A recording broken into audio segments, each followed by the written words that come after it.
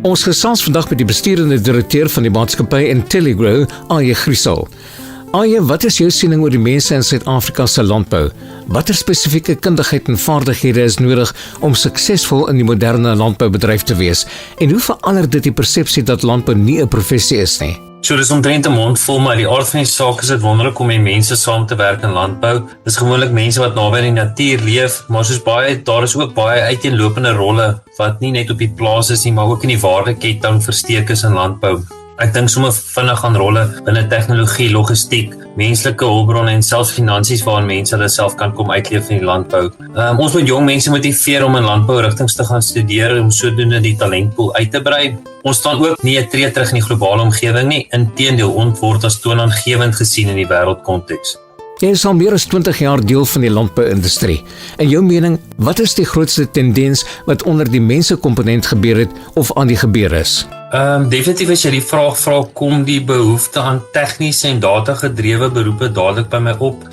Ek dink produsente belê selfs nou al hoe meer in tegniese personeel as ook 'n talentpool van mense wat met data en groot volumes inligting kan werk om sodoende vinniger besluite te neem. Ek dink ook nuwe generasie produsente maak baie staat op tegnologie in die hand, soos ek altyd daarvan praat. Hulle wil vinnige besluite kan neem en meer belangrik die regte besluite in die regte tyd neem. Ek is ook baie opgewonde oor die verandering in die samestelling van landbou. Ek sien hoe al hoe meer vroue wat betrokke is in landbou in verskeie fasette van die bedryf en dan dit geld ook vir persone uit voorheen benadeelde gemeenskappe. Dit maak my werklik opgewonde om te sien hoe hierdie persone deur die stelsels kom en dit maak my opgewonde vir die toekoms van landbou in die Suid-Afrikaanse konteks. As ons vorentoe kyk, wat is die rol wat ons het en wil speel in die globale landboumark? Soos genoem staan ons mense nie terug vir enigiets nie. Ek dink in die Suid-Afrikaanse konteks ding ons eintlik op die internasionale verhoog mee, veral wat betref wyn en dan vrugte.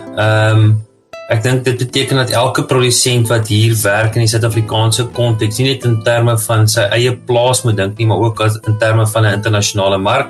Dit veroorsaak dat produkte wat hier geproduseer word van 'n hoogstaande gehalte moet wees, dit moet volhoubaar gedoen word en dit moet aan voedselveiligheidsstandaarde wat in terme van die wêreld vasgestel word kan voldoen. In kort, die Suid-Afrikaanse landbouer is nie net 'n plaaslike voedselleweransier nie, maar 'n wêreldspeler wat trots en professioneel bydra tot die internasionale voedselsekerheid en ketting. En dit was die besturende direkteur van die maatskappy Intelligrow, Aye Griesel.